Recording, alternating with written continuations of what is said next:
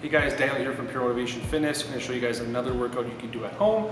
All you would need is preferably a kettlebell. If not, you can replace the kettlebell if you don't have it with a dumbbell.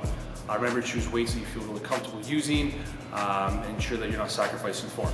So it's going to be 3 exercises: swing, squat, press, 1 minute each. However, for the press, it's going to be 30 seconds each side. We're going to rest for a minute after each round, and we're going to do 6 rounds of it.